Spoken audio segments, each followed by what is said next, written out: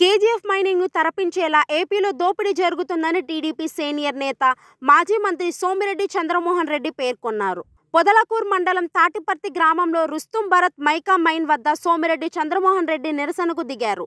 ఎలాంటి పత్రాలు లేకుండా, ప్రభుత్వానికి పన్నులు చెల్లించకుండా అధికార పార్టీ బందిపోటు దొంగలు 21 రోజులుగా రోజుకు 2000 టన్నుల క్వార్ట్స్ ను వెలికి తీస్తున్నారని, రోజుకి 4 కోట్ల రూపాయలు భారీ దోపిడీ జరుగుతుందని ఆరోపించారు.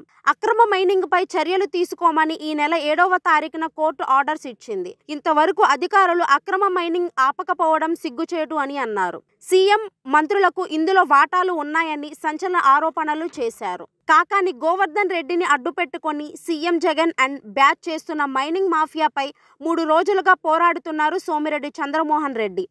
ఆయనపై వైసీపీ నాయకుల అండతో పోలీసులు జులుం విసిరారు. ఈ రోజు మైన్లను పరిశీలిస్తామని కలెక్టర్ చెప్పడంతో రాత్రికి రాత్రి పోలీసులను దింపి నిరసన భగ్నం చేసింది జగన్ ప్రభుత్వం. మైన్లో ఉన్న 14 భారీ ప్రొక్లైన్లు, 15 డంపర్లతో పాటు అత్యంత ప్రమాదకరమైన పేలుడు పదార్థాలను అక్కడి నుంచి జగన్ ముఠా తరలించేశారని అన్నారు.